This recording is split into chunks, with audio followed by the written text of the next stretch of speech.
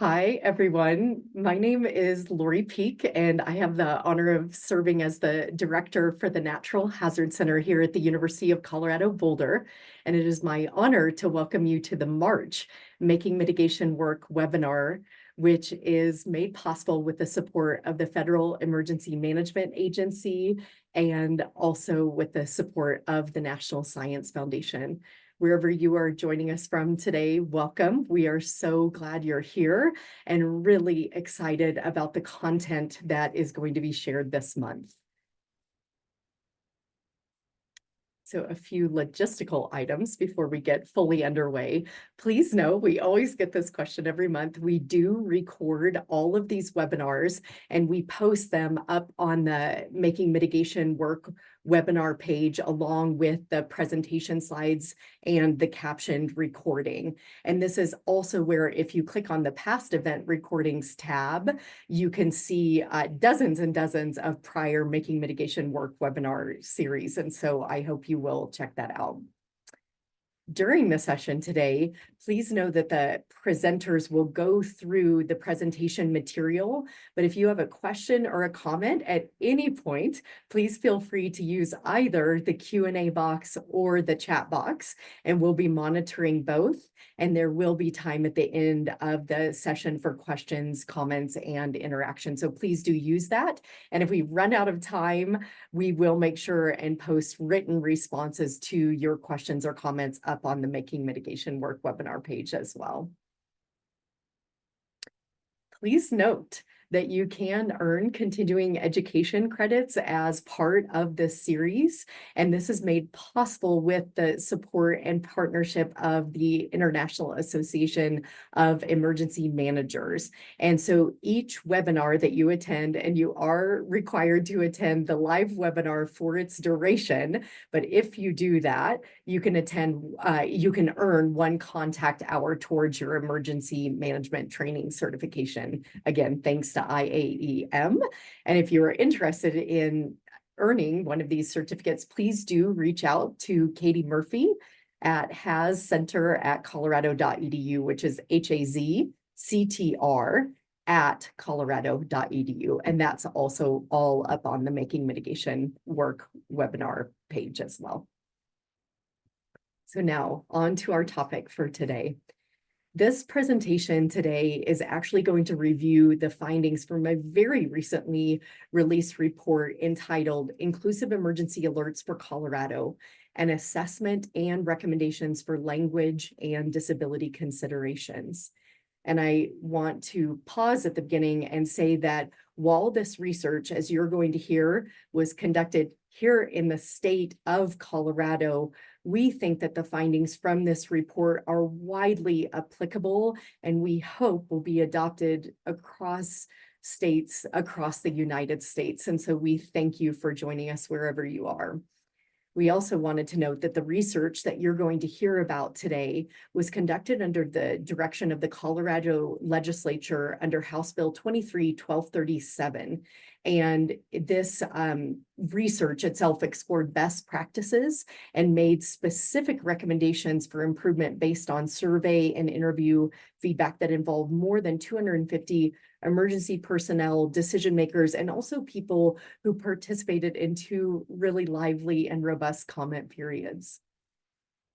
And I just wanted to give a shout out to the Natural Hazard Center team who a couple of weeks ago presented at the state capitol here in Colorado. And this was actually the first time in our 49-year history as the Natural Hazard Center that we have ever been included in legislation in this sort of way, as you're going to hear about today. And so this was a really exciting opportunity to be able to present in front of elected officials and others who joined for the presentation to hear about the findings from this study. And I can definitely say that all the people in that room, not only were they very interested in the research itself, they were interested in how could this research be applied to ensure the safety and well-being of the nearly 6 million Coloradoans who live here in the state, as well as the tens of millions of people, nearly 90 million people who visit the state each year. And so without further ado, I am so excited to introduce today's speakers and also to begin with some recognition of Representative Elizabeth Velasco. She is an elected official in the Colorado State House of Representatives. She's actually finishing up her first term, and this was one of her sort of hallmark pieces of legislation that she passed during her term in the Colorado House. She had a conflict today, so wasn't able to join us, but Representative Velasco has extensive experience in emergency management, and I actually see that she's actually here, has her hand up, so I think Representative Velasco may be here. Is Representative Velasco here? Oh, awesome. Yeah. Okay.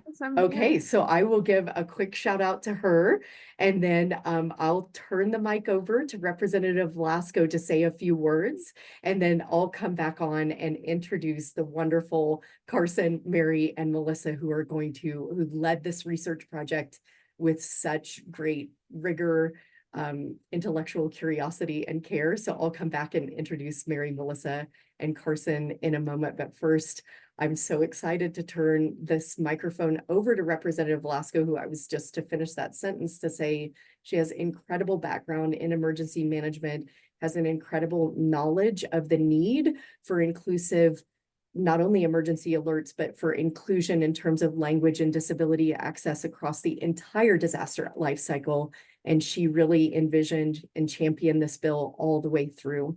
And so with that, Representative Velasco, thank you so much for joining us. And please share whatever words you would like to share to help contextualize the presentation today. Thank you so much, Lori. Thank you so much, everyone, for joining. Thank you to our researchers that worked so hard on this project. And I wanted to share a little bit of context. I am from a rural community in the Western Slope. As many other communities, we've seen an increase in temperatures. My district is 60% public lands. We have one of the most visited national forests in the nation, the White River National Forest.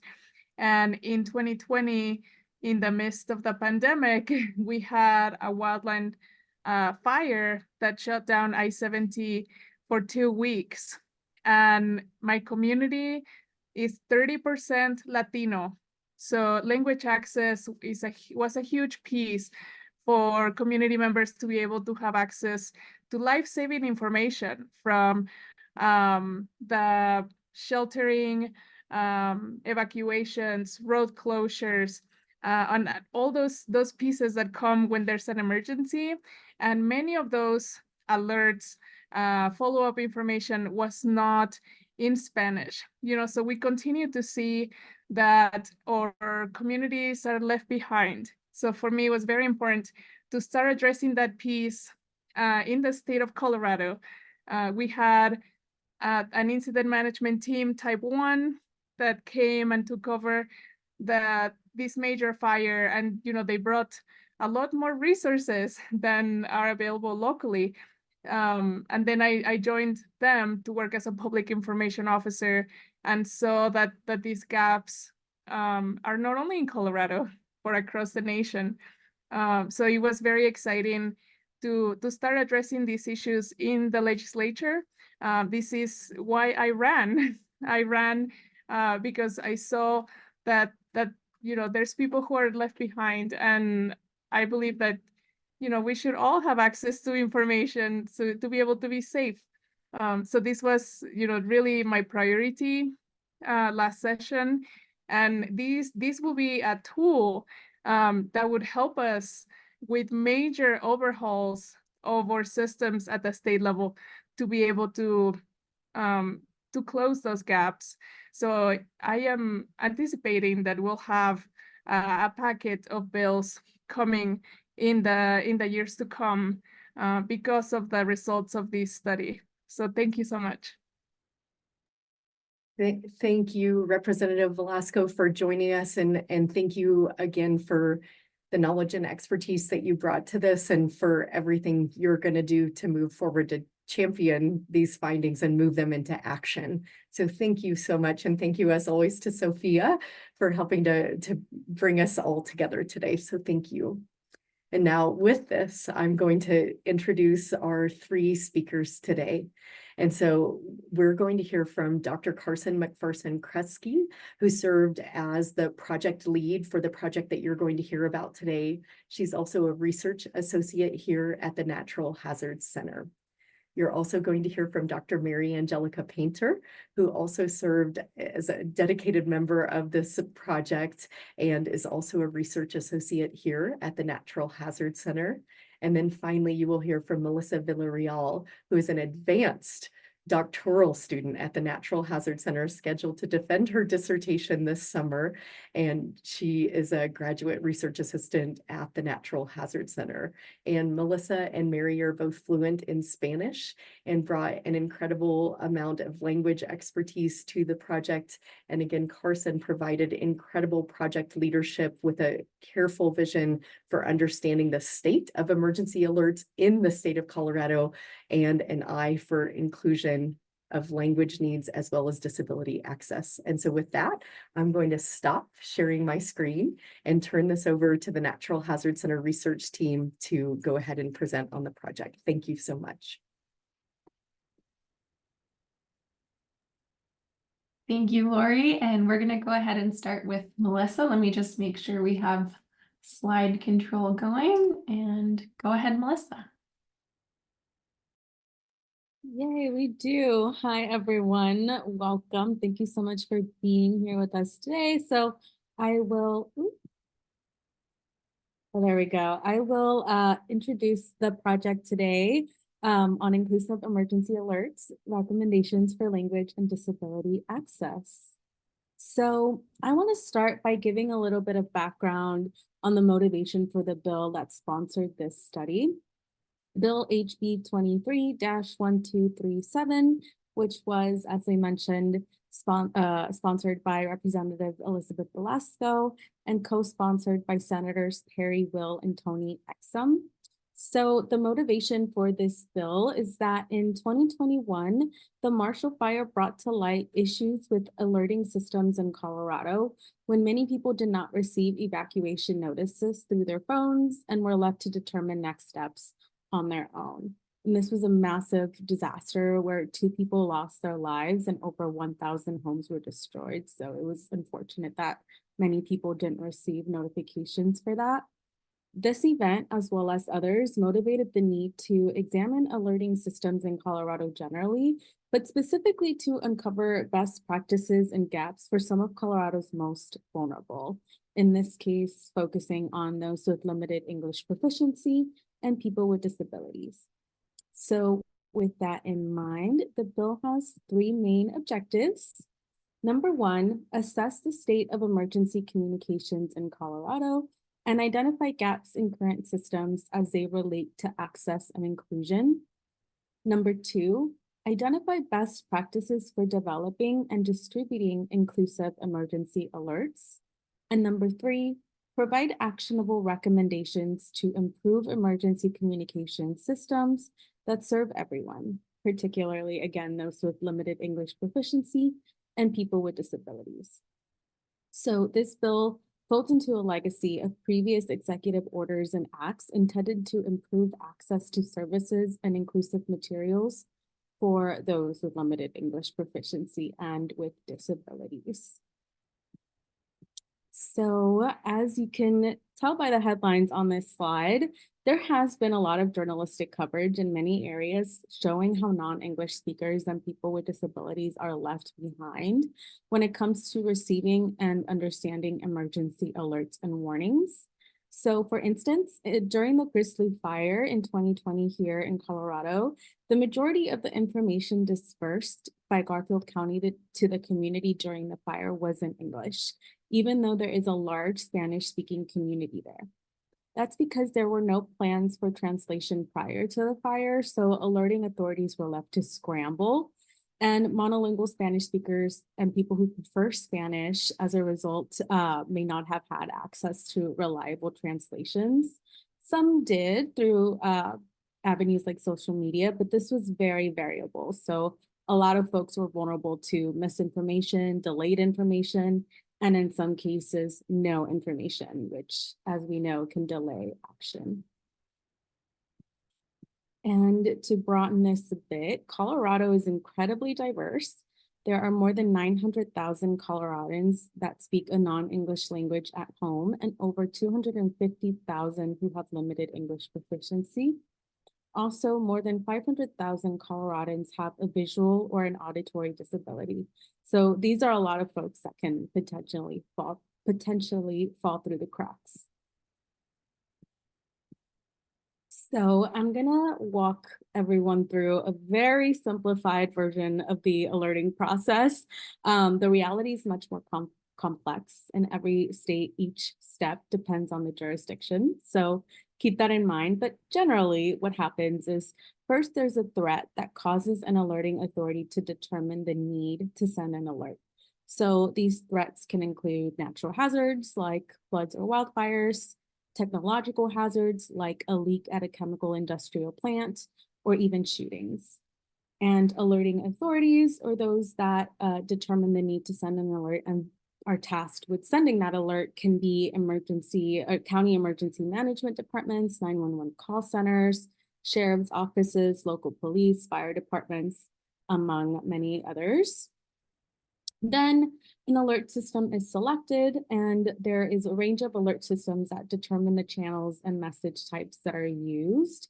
In most cases, alerting authorities contract with third-party vendors who have software systems in place to send a message through multiple channels.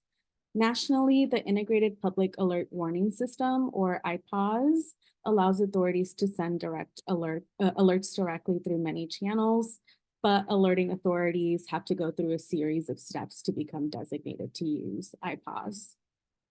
Then the message is developed and then dispatched to public audiences through various channels. It is important to note that careful consideration needs to be given to how messages are crafted and what channels they're sent through, because not all channels support multiple languages or other accessible formats. So to address the bill's objectives, we engaged in 3 different methods over the course of about 4 months, which went by so quickly. But first, we conducted a review of relevant literature on language and disability access for alerting. We reviewed a total of 62 documents with the goal to understand the alerting barriers for people with limited English proficiency and people with disabilities, as well as to understand best practices from the literature for inclusive alerting. Then we also conducted a statewide survey in Colorado to get more Colorado-specific information. And we conducted the survey with emergency response professionals and alerting authorities. Throughout this process, we worked with several emergency responders while developing it, and to get feedback on questions and topics, and to help us disseminate the survey through their agency listservs. We received 222 responses representing people from 57 of the 64 counties in Colorado. And number 3, we held 18 partner meetings with 36 people to get more context for the survey responses. Lastly, we also held a public comment period where folks could submit written comments through a form on our website or attend one of 2, or if they wanted, they could attend both virtual sessions. And we had 93 attendees across both of those and 48 written comments. And one thing I want to emphasize here is that we did, through the entire process, make sure to provide materials in both Spanish and English, including email notifications, write-ups on our website, and the final draft of the report itself. We also provided simultaneous translation and had an American Sign Language, or ASL, interpreter present during both virtual public comment sessions. And you can actually find recordings including the Spanish version and one with the ASL interpreter on our website, also going over these results that we're about to go over. So I'm going to introduce the 5 main findings of the report. Number 1, Colorado has a patchwork of alerting systems, as I've already alluded to. Number 2, authorities rely heavily on opt-in systems with low rates of uptake. Number 3, resource constraints hinder inclusive alerts. Number 4, guidance, funding, and personnel are needed to ensure inclusive alerts. And number 5, technical limitations are significant. So I'm going to pass it over to Carson, who's going to dive deep into each of these 5. Thank you, Melissa, for that introduction and background. So our first finding, as Melissa mentioned, was that Colorado's alert systems and processes are a patchwork that, while flexible, makes it challenging to provide consistent and accessible emergency alerts. Community resources largely determine the level of access that can be provided, and as a result, capabilities vary. So what really stood out to our team over the course of this 4-month project was just how varied and diverse the different systems were that were in place around Colorado. Depending on the service area, there were different alerting agencies, processes, and software, and each county and municipality had their own systems. So we wanted to ask in our survey a little bit about who was providing these services across Colorado. So we asked who is the authority responsible for alerting in your municipality? And this bar graph is showing the results. So from our 222 respondents, we found that 33.8% of them were using emergency telephone services such as 911 and dispatch offices. 23.4% were using Office of Emergency Management. 17% was sheriff's offices, 9.4% was police department, 6.6% was fire authorities, and 5.5% was public information offices, followed by other and unsure. So this is just showing the diverse number of groups who are providing this information to the public, which can be confusing for people living in Colorado who may not know that all of these different agencies are providing alerts, and also poses challenges for coordination in terms of sending alerts across many different areas. We also wanted to better understand what the capabilities were like across the state, and so we asked, does your alert system have the capability to send multilingual alerts? And this pie chart is showing the responses from this question. So 53.2% said yes, 36% were unsure, and then about 10% said no, they do not have the capability to send multilingual alerts. We also asked, does your alert system have the capability to send alerts to people with disabilities? Here we can see slightly different results where 41% said yes, but over half at 50.5% were unsure. And then around 9% said no, they don't have those services. So what we took away from both of these findings was that there was such a large percentage of these emergency alerting personnel who were unsure of the resources and services that they were able to provide for inclusive alerting in their county. And this really speaks to the need to better understand and educate these alerting authorities about what the community needs are in terms of their alerting preferences, what kinds of languages need to be translated into, but also education about the alerting systems themselves and what their capabilities are. Our second finding was that Colorado relies heavily on opt-in emergency alert systems, but most localities report opt-in rates below 40%. These systems can create barriers for everyone, but especially those who don't speak English or who have disabilities. So many of you may have received the alert that went out across the nation, the test of our alerting system in October this past fall. And that was sent out through a system called Wireless Emergency Alerts, also known as WEAs. And those are sent out through cell phone towers that ping a certain geographic area. In the case of October, it was the whole country, but it can be just a county or a smaller location. So those get sent out to everyone in the area, and you do not have to opt in or register for those. However, the majority of alerting that happens in Colorado, at least, happens through what Melissa mentioned earlier, those alerting vendors, where you have to actually register or sign up for those systems in order to receive alerts. And so we asked our survey respondents, what % of people in your area are registered for alerts or opted in? And so here, this chart is showing the response rates for that. So here we can see that the majority are falling between 17.3% and 54.5% that are registered for alerts, with the largest portion being under 40% of people. So this is telling us that most Coloradans are not registered to receive the alerts that are getting sent out through their emergency alert systems. The emergency responders that we talked to recognize that this is an issue. Delta County survey respondents said that the success of these systems in an emergency relies on the community actively signing up for alerts. Additionally, there's barriers for populations with limited English proficiency who may not be aware of the need to sign up for alerts, and all of the information may also not be in language that's easy to find for them. Additionally, some of these add-on services that provide alerts in American Sign Language, you have to register for an additional system, and so there's additional barriers for people signing up for those. Our third finding was that given resource constraints, alerting authorities turn to resources that are available to provide alerts in other languages, but they may not align with best practices.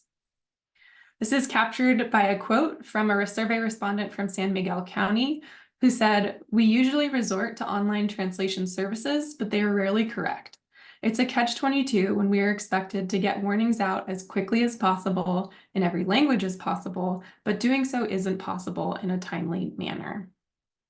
We found that a large % of people we talked to and our survey respondents rely on automatic translation services such as ChatGPT and Google Translate to translate information during an emergency, despite their acknowledgement that these services can be imperfect. We had one person share an experience in Eagle County where they had used a translation service and it had mistranslated Eagle County into Bird County. And so there's issues in terms of mistranslation with these applications and also with cultural competency, where local information may need to be translated in a certain way that these models are not going to be accounting for. And so, for example, here we have an example from ChatGPT where it's translating the word warning into advertencia.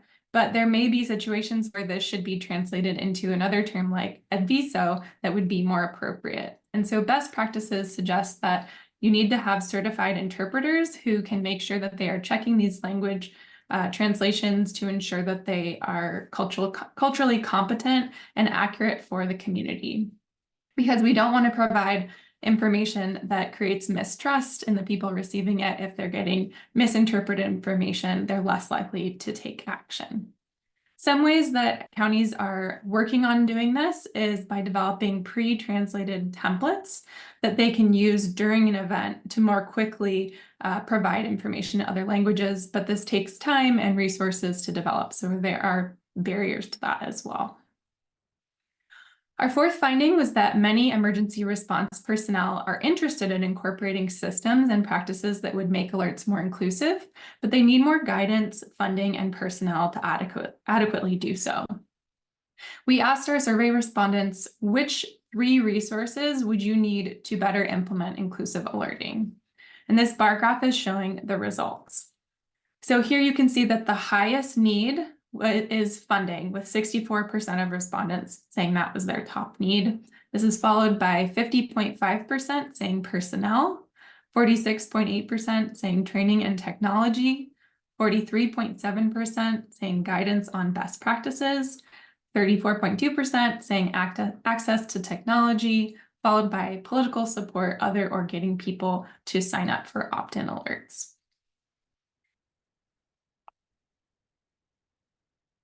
We heard from many emergency response personnel that resources are a major challenge for why they're not providing information in certain contexts.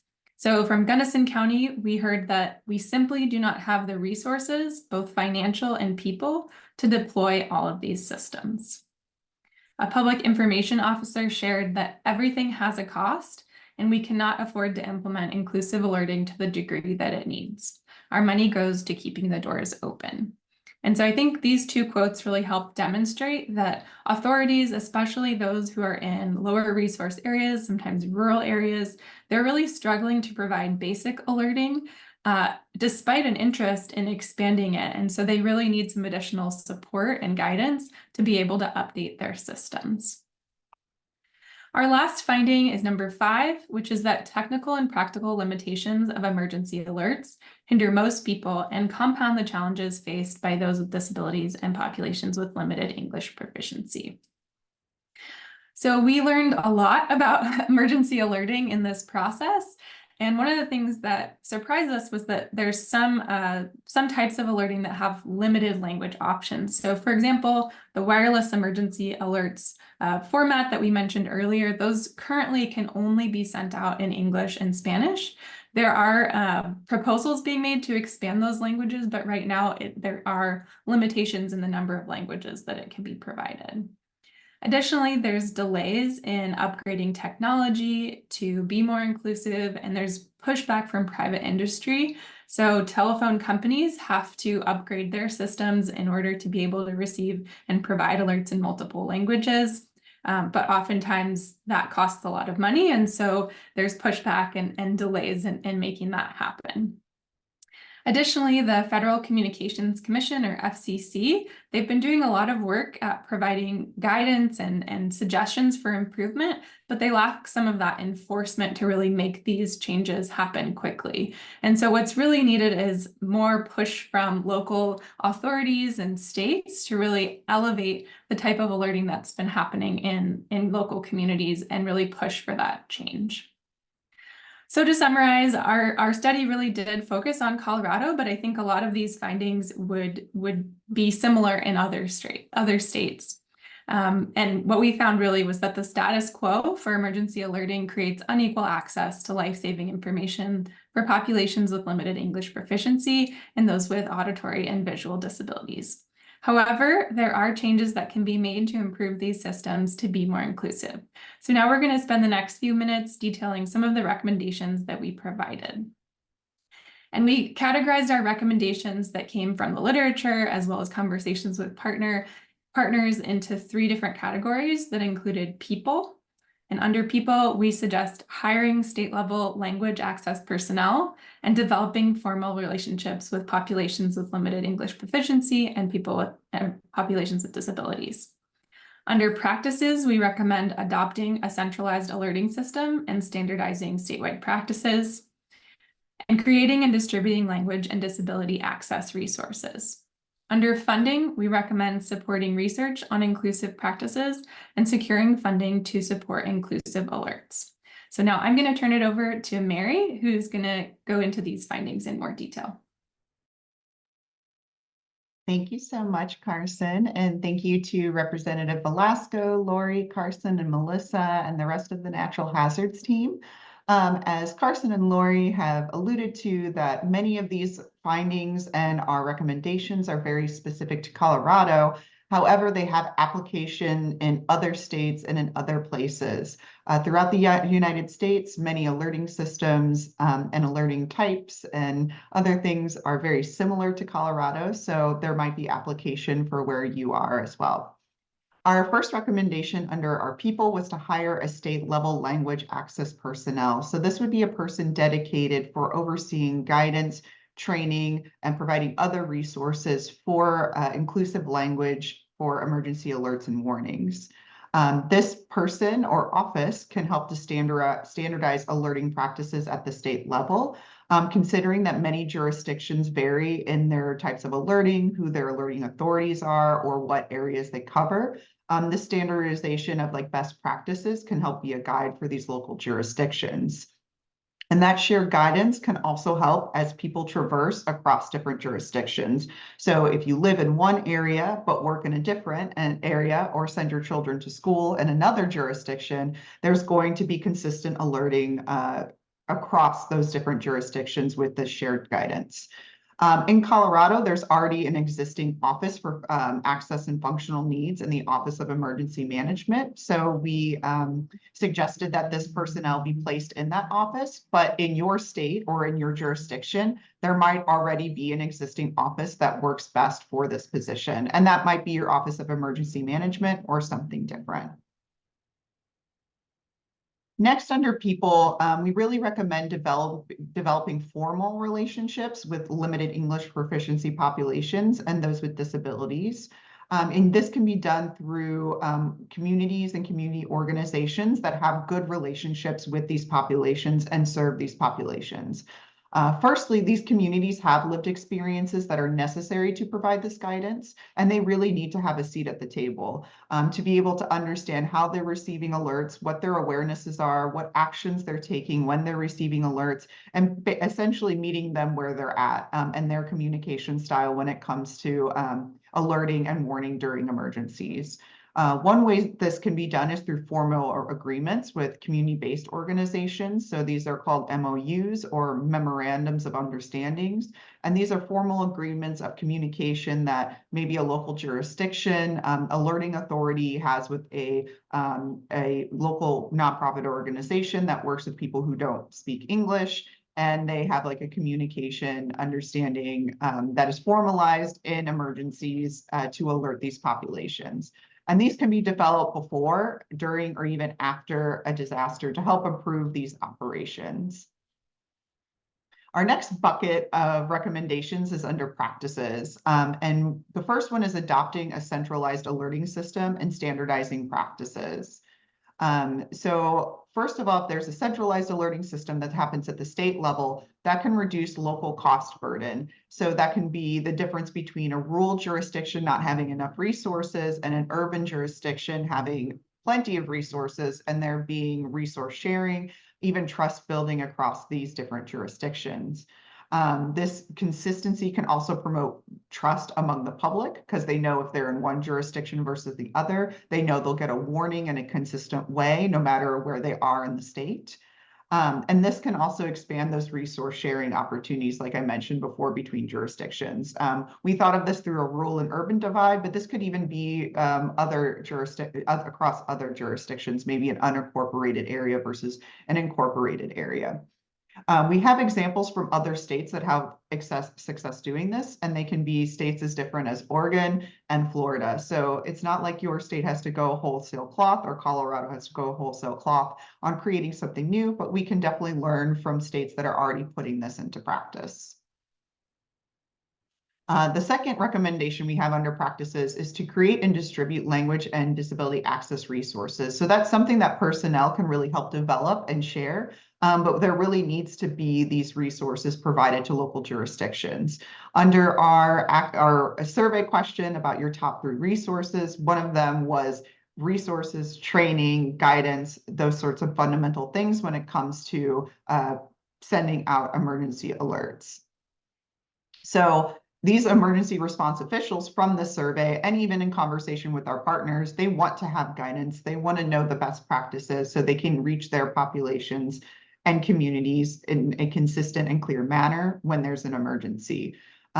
This can also take the form of regular training on language and disability access. So this can be things like cultural competency that was mentioned before, and this can help strengthen community connections and response plans. So community members will then see alerting authorities as a trusted source through this community connection and creating these different response plans that are consistent and catered to what their needs are. These shared resources can also help standardize this. So again, you'll notice a lot of overlap in a lot of these recommendations and even the findings that we have, that the standardization, the sharing can also help build trust. And so those are kind of the things we're promoting through these recommendations, through what our findings found. And our last bucket is under funding. So from our survey, from our conversations with partners, if you're here and you're a local jurisdiction, we heard you. Unfunded mandates are incredibly unpopular. We know funding is the #1 resource that you need, and it really trickles down to all of those other needs that were found in the survey, because if without the funding, it'll be unlikely that these will address these key issues. So this funding needs to really help support personnel, whether that's multilingual certified staff in these alerting authority offices, develop and implement novel practices. So really understanding new technology and new best practices that are coming out to help reach these communities. And this funding can also help close the gap on data needs. There are a lot of stuff we still do not know. As Melissa alluded to before, we had a very short period of time to conduct this study, and we were very constrained by the scope of the bill. So there's a lot of different data needs still out there for understanding emergency alerts. It's also important to understand that grant writing assistance may be needed even at the federal level for applying for different types of funding. So that's an important thing that needs to be considered when it comes to accessing more funds. Also in Colorado and in your state, there might be opportunities to reallocate existing funds that can be better used for advancing inclusive learning.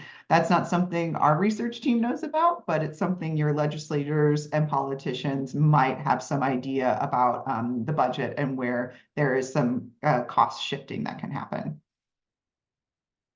And finally, for funding, funding can help support research to fill information gaps to support inclusive alerts. So as I just alluded to, this project was a very constrained, short period of time project, and there's so much we still don't know. We heard from our public comments when we shared our first draft of our report of, well, you should include this, or this should be added. But all of those things are really things that we didn't know, we didn't have time to look into, or weren't part of this particular study.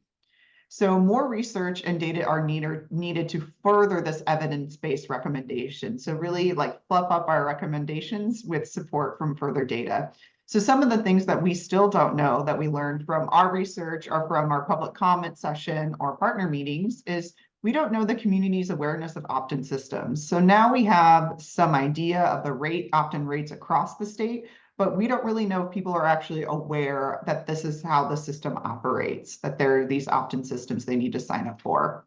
We don't know how people are responding to alerts. Are they seeing this alert and taking action? Are they ignoring it? Are they taking the opposite action?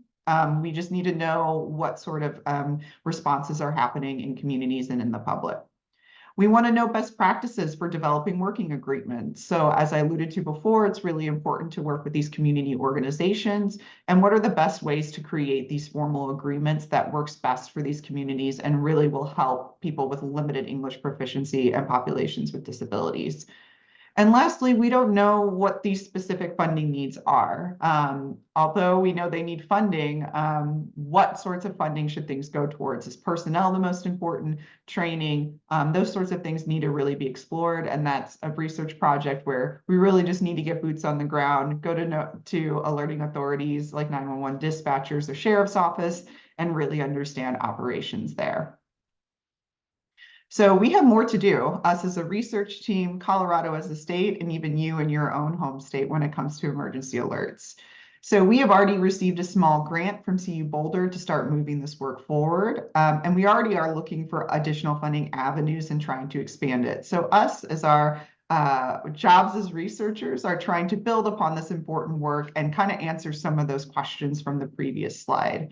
Other funding opportunities for us take the form of like the National Science Foundation, which can support more research and some of the things we're doing, some of the things you might want to know about alerting systems in your state, and provide great opportunities for that.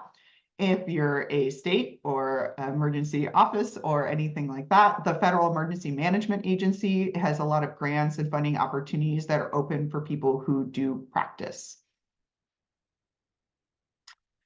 And lastly, you can get involved. You have next steps. There is a new public safety and homeland security comment on multilingual wireless alert templates. Public comments are due April 9th, so you can take a look at that and respond. And yeah, so you can do that. And then I will close with that and pass it back over to Carson. Thanks, Mary. And just going back to that last slide briefly, I just wanted to share that this is a really exciting opportunity to have your voices heard of what kinds of alerts you want to be seeing. The FCC has developed templates of alerts in 13 of the most common languages in the US. and they are wanting comment on the language that's included, the plans for how they're going to distribute them. This is due, relatively soon in the next couple of weeks, and it's a long document and a lot to weed through, but a really exciting opportunity to provide some feedback. So if you are just somebody who speaks another language and wants to take a look at it and give feedback, I really encourage you to do that. So the last thing I want to share here is just that throughout this study, all the people that we talked to, emergency managers, officials, alert providers, community representatives, there was a shared and united vision of providing life-saving information to those who need it. So there is definitely a will within this community to improve the types of alerts we're providing, make sure that everybody is receiving them in ways that are accessible. And next steps are really figuring out what does that path look like to get there. And so we know there's just so much excitement and interest and engagement in this topic, and we're really excited to see what happens next with this topic. I also want to end with some thank yous and acknowledgements for all of the people who participated in this project with us. Representative Velasco and her team were just an amazing support and provided such wonderful guidance and connections throughout this project. Gary Breeze, Jennifer Kirkland, and Mickey Trost gave us so much institutional knowledge about alerting and warnings within their fields. Cheryl Garcia was an amazing resource for the disability community and advocate, and connected us with so many wonderful people. And then also a huge thank you to the Natural Hazard Center team, specifically Lori Peak, Jolie Breeden, Jennifer Tobin, and Jeffrey Gunderson, who made it so possible for us to do all this work and share it broadly with folks who are interested. So, and also a final thanks to the Colorado State Legislature who funded this work, because we would not have been able to do it without them. And we so enjoyed our recent trip to the Capitol to present to the legislature. It was very exciting. So, and final thanks to Mary and Melissa, who were just wonderful team members to work on this project, and just we're so great, and we learned so much in this process, and we're so happy to be able to share it with you. So thank you, everyone, and we're excited to answer some questions that I saw popping up in the chat. Nice. Thank you so much, Carson and Melissa and Mary, for that presentation. And we do have about 12 minutes remaining for questions and comments, so we're going to dig right in. So I'm actually going to begin and move back and forth between the chat and Q&A. So since I know some people are calling in, I'm going to, for accessibility, going to read out loud a couple of the comments that were shared in the chat, and then I'll move to Q&A and again back and forth. So Ginny Katz, welcome, from HazAdapt is here, and Ginny wanted to share the following. We offer a free hazard guide safety app designed to support multiple languages and persons with disabilities. HazAdapt works seamlessly with emergency alerts. By adding one link to their messages, emergency managers provide inclusive preparedness, response, and recovery information and resources that the person can customize to their language and needs at no cost. And Ginny included a link, which is in the chat. And again, we will post the chat on the webinar page along with the slides and the recording, so people can access that if you cannot physically see it right now in the chat. So thank you, Ginny. And then I'm going to come back to the chat in a minute. I'm going to bounce over to the Q&A and start with Michael Berry, who's right here at home. Michael said the following: in a state like Colorado dominated by home rule and local control, how do you anticipate a statewide effort toward a truly unified emergency alert system and/or inclusivity? For instance, would you anticipate a statewide contracted alert system that all jurisdictions could opt into, statutory mandates as to minimum requirements, or voluntary published standards of performance? And I must say, I wish Representative Velasco was still on here, because I think Michael is tapping into a potential next legislative step. But with that said, Carson, Mary, or Melissa, would you like to respond to Michael? Yeah, I can go ahead and start, and then Mary, Melissa, if you want to add anything, feel free. Yeah, so I think that's an area that I think we would love to do more research on. I think because of the scope, we weren't able to really investigate what those other states who have statewide systems, how they've set it up. From our basic understanding, though, Oregon and Florida have systems where they have a single vendor that they've been working with that basically covers the entire state. And then municipalities basically can use that vendor at a low cost or no cost, but they don't have to. If they want to use a different system, they can, but they have to find funding for that alternate system. So that's what we've heard of as systems that seem to be working. And what's nice about it is that states like Oregon can really leverage their statewide resources to bring those costs down for everybody. And so that's one option that seemed like it could be really work really well for Colorado, but we need to like dive deeper to really think about what the intricacies of that look like and what the Colorado authorities would be excited to use. Thank you, Carson. Next, I'm going to go to a question that Federico posed in the Q&A box. Federico asked, did your research inquire if and or how Spanish language or other non-English language radio and TV stations partake in the emergency communications policies and practices? And then Federico notes, who's currently in Austin, Texas, but he said, many years ago, my studies in California and Texas indicated that few such stations did what was actually needed to promptly alert their audiences. Thank you, Federico. Carson, Mary, or Melissa, any comments? Melissa, do you want to take this one? Yeah, I was gonna say Melissa. We all unmuted at the same time. Yeah, that's a great point and a great question. And so we didn't quite inquire on that like in the survey or anything, but this did come up a lot in the literature review.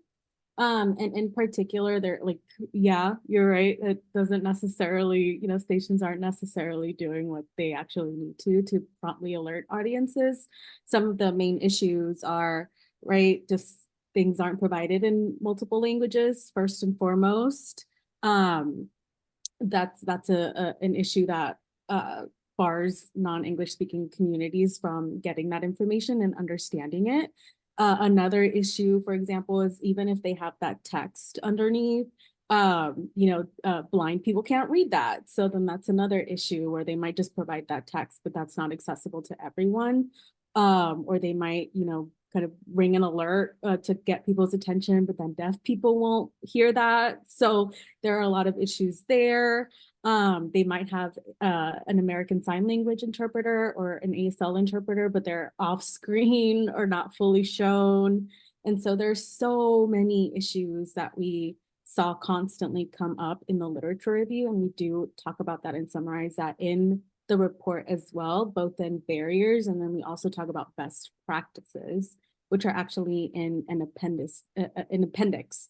So check that out. And really, one of the main things that we found that needs to happen is that we need to disseminate alerts, including radio stations and TV stations need to disseminate alerts across several different multimedia channels to be able to get that information out to as many people as possible and take care of that challenge when you're only sending things out in one mode or in one language and you're only reaching certain people. So thank you so much for that comment and bringing that to our attention.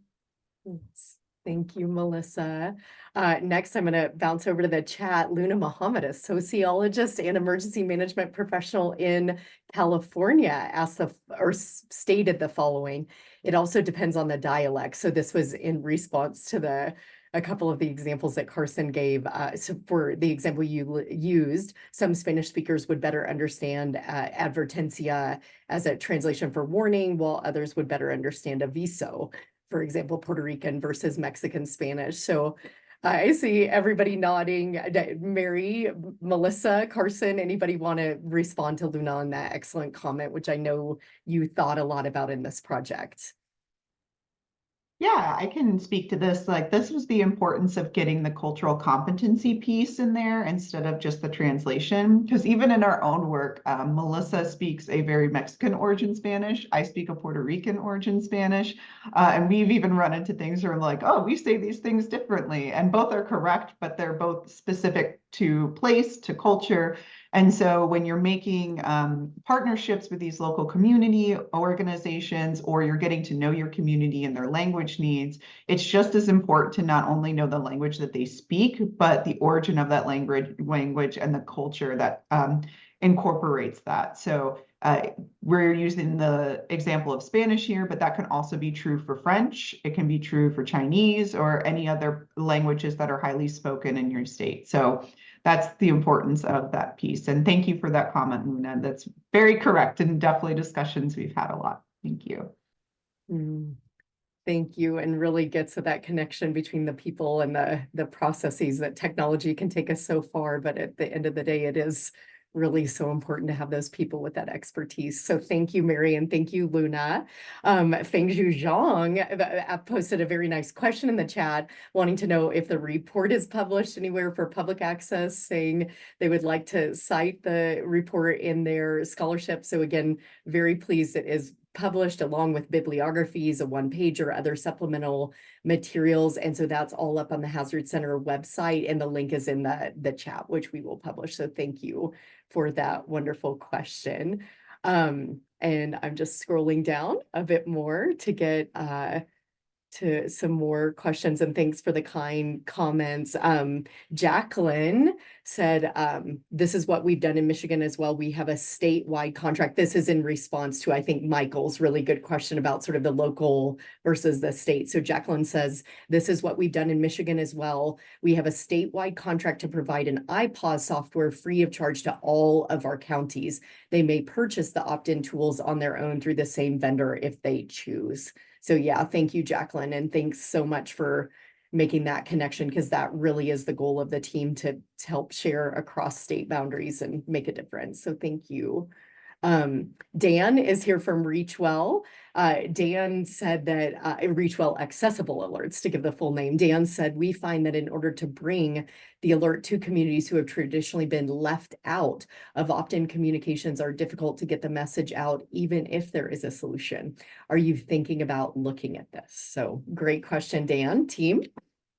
Yeah, definitely. So I think the biggest gap in our study was that we weren't able to take the time to actually meet with communities who are receiving these alerts and individuals. So I think that is what we're trying to get funding for now, is to really do that more like community-based research, work with community organizations in Colorado to better connect with these people and really hear from folks more about what's working for them, whether they know about the systems, would they sign up, would they not sign up, and really get that level of local information that we just couldn't focus on for this project, but it's critical to all of the next steps and moving those recommendations forward. Absolutely. Thank you. And how about in our last minute, Mary, Carson, Melissa, a sentence on your biggest takeaway, or how you were most changed as a researcher from doing this project?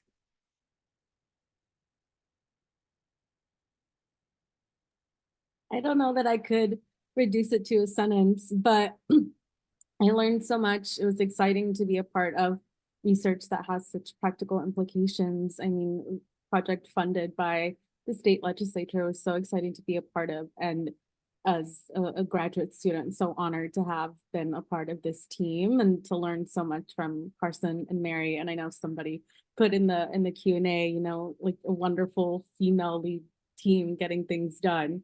And so it was incredible to work with Carson and Mary. So those are my few sentences. Yes, agree. Additionally, also loved working with Melissa and Carson, and always under the great mentorship of Lori Peak and guidance from Representative Velasco and her support. I think for myself, the systems and the way we approach mitigating harm when it comes to natural hazards and disasters, there's always room for improvement. So even as we see these recommendations, and hopefully in the future we see some policy change and there is more inclusion, there can always be more, there can always be better. So as a researcher and someone who cares about helping these populations, the work is never done. But as we learn more, we can always make things better. So that's my biggest takeaway. Yeah, there were just so many takeaways, and I echo everything Mary and Melissa just said, and just feel so grateful to have been able to do this work. I think something that, like, a big takeaway from me is that the current system is not working for anybody. And so changes to these systems need to be made for everyone to be able to access this information. And now, in a day when we're all walking around with our phones, they're within a foot of us, we need to be able to get this information out to people in ways they can access it. And so I think that was the big takeaway. It's just like the time is now to be doing this work, and just so excited to be a part of it. So Thank you so much, Mary and Carson and Melissa, for those great closing words and the great presentation. Thank you again to Representative Velasco for joining us today. And thank you to all of you who joined and engaged in your great questions and comments. And we really appreciate you being here today for this. And as Melissa noted, thank you to the anonymous attendee who in the Q&A did call out the fabulous woman-led team here who really worked so hard in such a truncated period of time to do so much important work. So thank you. Congratulations to the team, and onwards with the important work. And just in closing today, please remember, reach out to us at hascenter@colorado.edu if you would like to receive continuing education credit for today's webinar. And then please save the date. We'll be back on April 9th at 11 a.m. Mountain Time for a session co-sponsored with our partners at the National Hazard Mitigation Association. And this topic will really, again, keep this theme alive regarding community engagement with low-income communities will be the focus for that one. And so we're really looking forward to it. And please remember, subscribe for updates through the Natural Hazard Center and Converge so we can stay in touch with you and we can learn from you. And thank you for being here today, and have a wonderful rest of your Tuesday. And please remember to take care of yourself and others. We'll see you soon. Bye.